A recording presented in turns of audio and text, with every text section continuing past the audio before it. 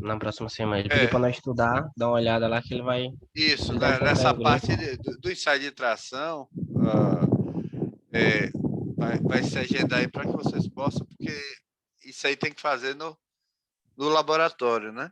Então, dessa parte de ligas, tudo isso, como você já tem o conhecimento da própria estrutura cristalina, então já tem uma ideia quando você vai fazer um ensaio de tração do tipo de material que você está trabalhando e o comportamento dele.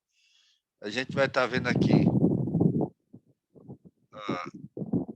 alguns valores. Deixa eu...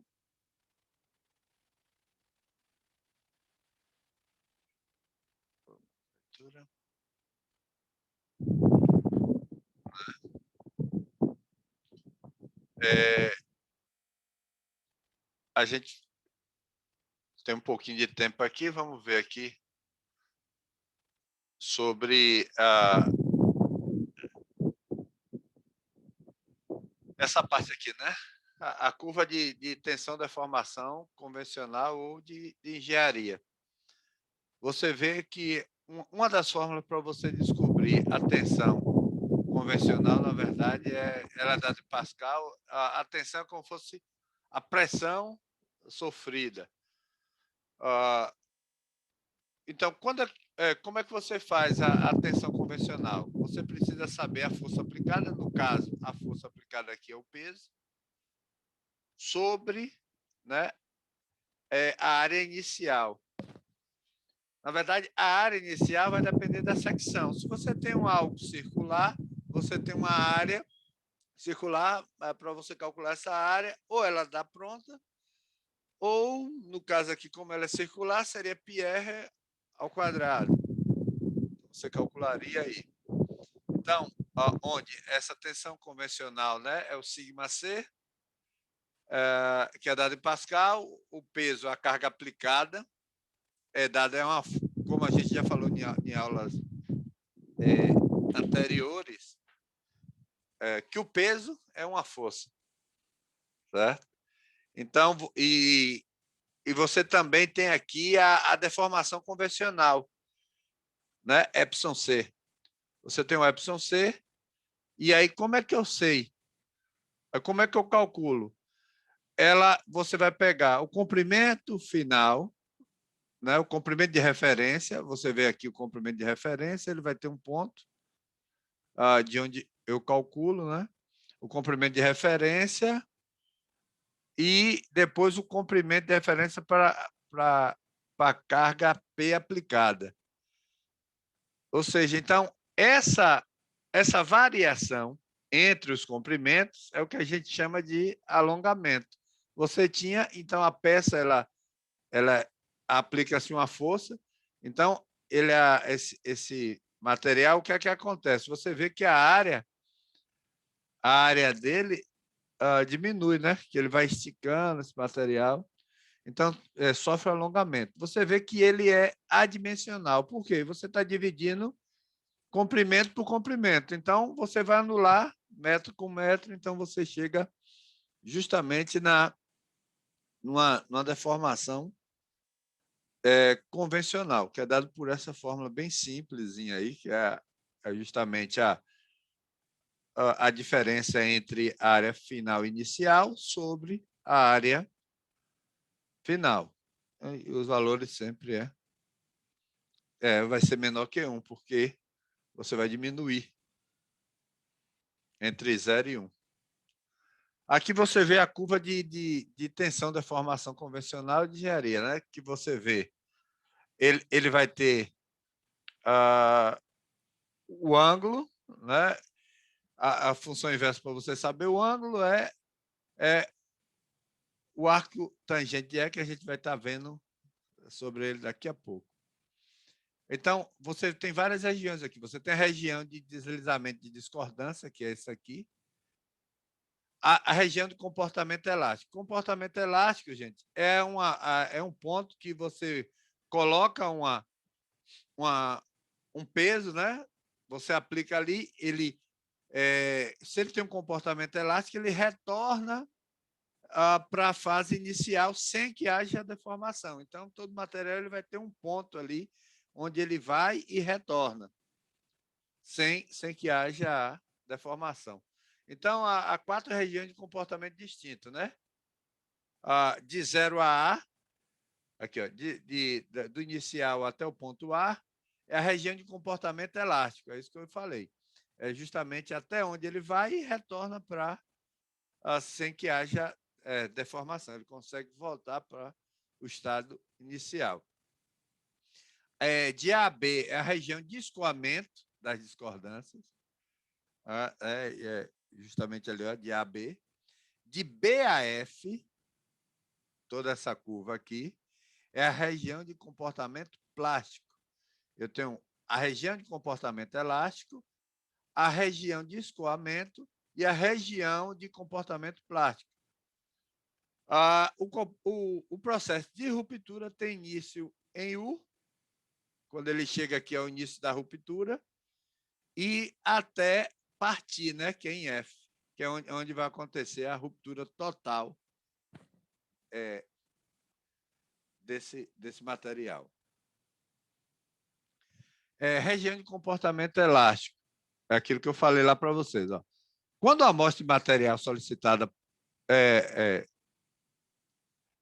é solicitada por uma força, sofre uma deformação. E após eu retirar essa força aplicada aí, né, o peso, né, ela vai sofrer uma deformação e, após a retirada dessa força aplicada, ela recupera suas dimensões originais. Então, essa deformação é definida como deformação elástica. A deformação elástica de um corpo de prova é dada pela lei de Hooke, que descreve a relação linear entre a tensão e a deformação. Você tem o sigma, que é a tensão, e o epsilon, que é a deformação. E onde é o modo de elasticidade o de Young, né, que é dado em Pascal. Perceba que para você saber a tensão, você vai ter esse módulo de elasticidade, é um produto do módulo, né, justamente pela deformação aqui. A região de comportamento elástico, né? É a definição de deformação elástica. O processo de deformação é que a tensão e a deformação são proporcionais. Então, você vê que ela é bem linear. Lá, então, ele vai aplicado o gráfico, ali você vê que o gráfico inicial ele é um gráfico linear. Então, é proporcional. À medida que eu aumento a deformação aqui, né? À medida que eu aumento a deformação, você também vai proporcionalmente aumentando a tensão, certo? É isso que ocorre nessa parte elástica. A deformação elástica não é permanente. Existe a deformação porque ela vai retornar à sua estrutura inicial, então ela não é permanente. Após a retirada da carga, a peça retorna à sua forma original. Em escala atômica, a deformação elástica macroscópica é manifestada pelas pequenas alterações no espaço interatômico. É justamente como vocês conseguem ver, que a gente já viu isso na estrutura cristalina, ela consegue vir e retorna. Então, ela não perde, o material não perde as suas propriedades, então ela volta para a sua estrutura, ela vai, como o nome já está dizendo, né? Ela estica, mas não a ponto de você quebrar parte dessa estrutura, ela retorna para aquela estrutura do inicial do corpo. Até a própria estrutura cristalina ela não sofre alterações. E isso também tem os limites, que é isso que a gente vai estar mais para frente, a gente vai estar vendo, né? Aí, as principais propriedades definidas na região de comportamento elástico, certo, gente? Você vai ver que ela tem um limite de elasticidade. Ou seja, é justamente ali no ponto A, ela vai ter um limite onde até ali a estrutura não vai sofrer nenhuma modificação, ela consegue retornar para a parte. Ela retorna como se fosse ela volta para a estrutura original, na verdade. Então, o limite de elasticidade, né? O sigma A é a máxima tensão que o material pode suportar sem apresentar deformação permanente após a retirada da carga. Eu não sei vocês, mas eu lembro quando a gente não estava sem alicate e aí a gente ia partir um fio de cobre, a gente ficava, né, fazendo esse movimento, aí ele ia aquecendo, até ele romper. Quem já fez isso aí para partir um Ainda fio, faço. arame, né? É sempre menino que está sem alicate. Quando a gente tá com às vezes o alicate está muito longe, né? Então é mais fácil. Vai ser rapidinho, né? Chega ali, ó. Justamente Exato. Isso. Se você fizer só a primeira vez e voltar, você percebe que a estrutura não teve muito problema. É justamente essa coisa da elástica. Mas a partir do momento que você vai e volta, e aí chega uma hora que a estrutura vai aquecendo ali, né? Do cobre, do metal que você está fazendo ali, o arame, até você vai fazendo esse movimento até ter ruptura. Ou seja, como acontece ali, você, com o tempo, se a estrutura ela fica indo e voltando,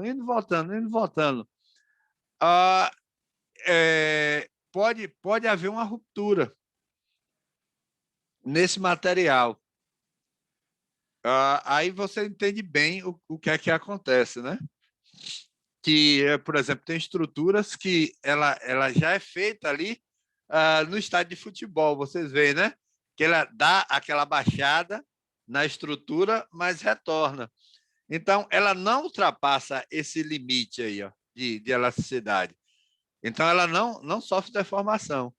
Mas digamos que uma estrutura ela tenha feito o cálculo errado. E em uma região que não é acostumada a ter ventos fortes. De repente, tem uma mudança climática, tem ventos fortes, então aquela estrutura ela vai sofrer uma carga, um esforço maior do que ela foi preparada. Então, ela pode passar pelo esse ponto de ruptura, pelo esse ponto de limite de elasticidade e acabar tendo uma deformação na estrutura e ela não retornar a sua estrutura original. Ela vai ali e vai passar desse ponto de limite de elasticidade, né? E aí você tem justamente aqui, ó, o limite de proporcionalidade. É aquilo que eu falei. À medida que você vai aumentando a deformação, você entortando, você vê bem isso no próprio gráfico, né? Então, vai ter aqui, ó, o sigma P, que é o limite de proporcionalidade, é justamente o último ponto em que ela é proporcional, certo? Sempre utilizo um de segurança, porque tem uma parte que não é tão perceptível.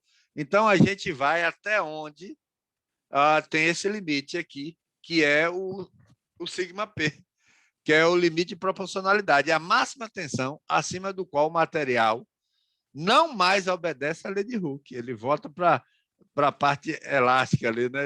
Ele retorna. Perde-se, então, a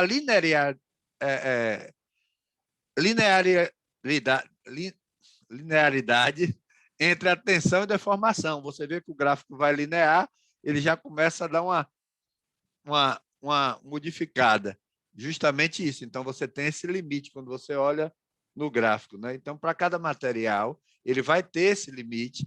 Isso tudo é calculado nas máquinas, né? Nos ensaios de tração, para ver. Então, a cada liga nova que se faz, precisa se passar por isso. E as ligas são pensadas como? Elas são pensadas justamente em cima da própria estrutura cristalina do material que você está utilizando. Então, você vai E ali vai fazendo esses testes. Então, uma liga, quando você pensa numa liga na estrutura cristalina, você vai pensar o quê? Dela ter o maior limite de elasticidade possível para ela retornar aquela liga ali, né? Para o estado original. Então, é justamente aqui onde perde essa proporcionalidade, é justamente esse sigma P, esse ponto aqui.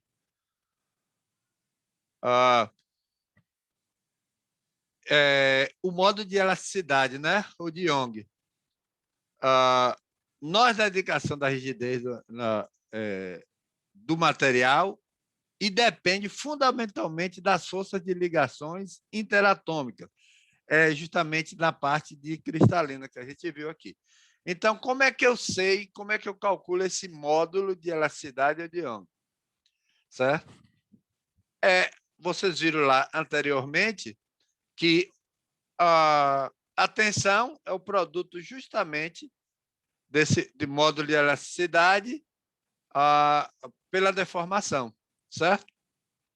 Então, é esse aqui que eu tenho. Então, quando você vai... Como é que eu calculo esse módulo de elasticidade? Você vai ser a tensão dividida pela deformação. É a razão entre a tensão e deformação. Veja que legal.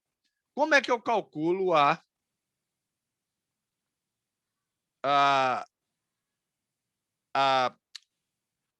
minha tensão? A tensão é justamente, olha ele aqui, a força aplicada sobre a área. Olha ele aqui, Isso aqui é justamente o seu sigma, a tensão aplicada. É P sobre SO. É a força sobre a área. Veja aqui agora. Quem lembra lá de divisão de fração? Como é que você faz divisão de fração? Conserva a primeira e... Multiplica pelo inverso da segunda. Exatamente, multiplica pelo inverso da segunda. Lá, a deformação, como é que eu calculo a deformação? É a variação desse comprimento sobre o comprimento inicial. Então, é justamente isso que acontece. Foi isso que aconteceu. Ele conservou a primeira fração, que era a força aplicada sobre a área, e aí você vê que ele está multiplicando pelo inverso da outra fração, porque era ΔL sobre LO. Era justamente a variação, que a gente viu na fórmula inicial, aqui, né? A deformação convencional é ΔL sobre LO. Como vai ser essa fração daqui, tá vendo, gente? P sobre SO dividida por essa fração, vai conservar a primeira e vai multiplicar pelo inverso da segunda. Então, daí, a gente tem a fórmula própria do módulo de elasticidade ou de Young, certo? É isso aqui. Só para não me estender, né? É justamente para dar essa parte inicial, porque depois ele vai dando todos os sigmas possíveis aqui, porque você tem o sigma P, que nós já falamos, não? Até onde vai a tensão de proporcionalidade em relação à deformação. E é como mola de carro, gente, para você entender. A mola de carro ela vai sofrendo um peso, mas ela retorna. Só que, com o tempo, a força, assim, por exemplo, quando você freia a frente do carro, por exemplo, carros que têm motor na frente, aquela mola, o amortecedor, ele justamente vai fazer com que esse impacto das cargas não seja tão alto, usando a própria hidráulica do amortecedor. Então, com o tempo, aquela mola não deforma. Mas se ele aplicar uma tensão, um peso maior, tipo de freada, de carga sobre aquela mola, ela pode romper. Então, isso acontece justamente porque recebeu uma carga maior. Isso aconteceu nos carros mais antigos. Os carros mais novos, isso acontece só se você não trocar o amortecedor, porque o amortecedor ele consegue fazer uma parceria com a mola. Por isso que ela vai, mas ela retorna ali. Então, se o amortecedor estiver em dia, você vai medir ali. Entre um enrolamento de uma mola e outra, você vai ver que raramente vai modificar a distância entre um rolamento e outro, certo? Nos carros antigos, aí o que acontece? Mas tem os inteligentes que sabem mais do que os engenheiros. Aí rebaixa o carro. Primeira coisa que faz é o quê? Corta a mola. Aquilo que foi feito no laboratório, foi feito em ensaio de tração, foi feito tudo aquilo, e o inteligente vai lá e corta, né?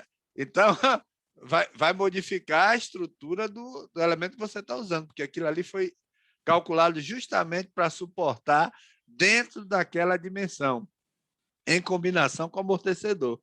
Porque aí, se ele quisesse superar o peso, ele também teria que ter um amortecedor próprio para aquela dimensão e para aquele tamanho, para vocês entenderem essa analogia que eu estou fazendo em relação aos materiais. Porque na engenharia se estuda a liga, justamente até onde consegue suportar o peso. Você vê que hoje em dia sempre se trabalha com materiais mais leves, justamente para diminuir a força aplicada. Então, o material ele vai ter uma durabilidade muito maior por conta dessa coisa do peso, mas também se calcula, mesmo a estrutura ficando leve, a estrutura que é colocada também para suportar o peso sobre ela. Também não pode perder nem um foco, nem outro, certo, gente?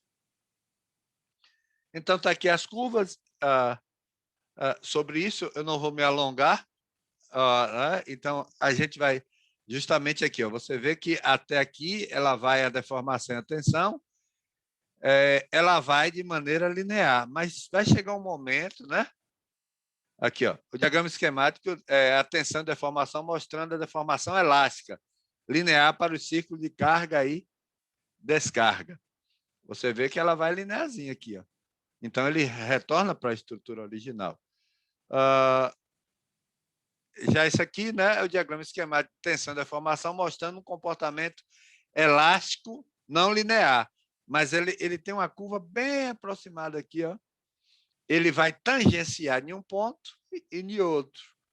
Então, essa estrutura, apesar do gráfico não ser linear, mas ela se aproxima justamente de uma curva aqui, mas esse é um comportamento elástico não linear, certo? Então, vai depender do material.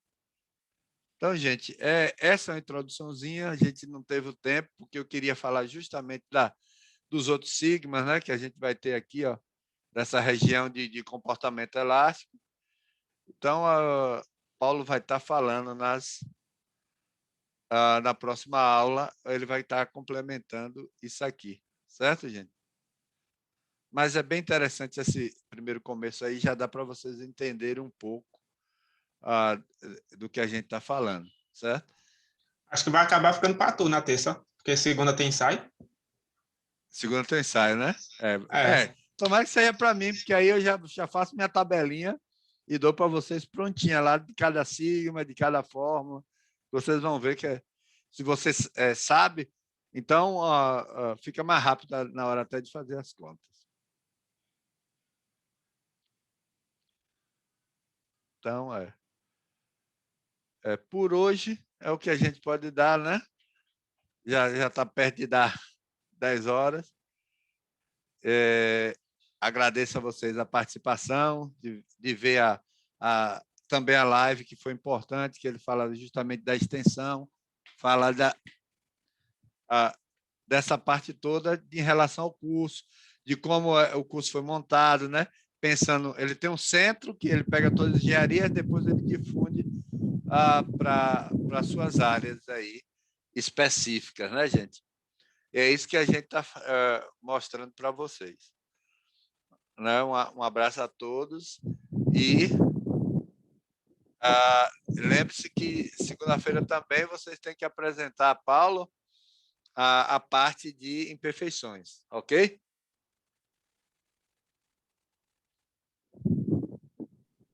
Ok. Pronto. Valeu, Sandro. Boa noite. Boa noite.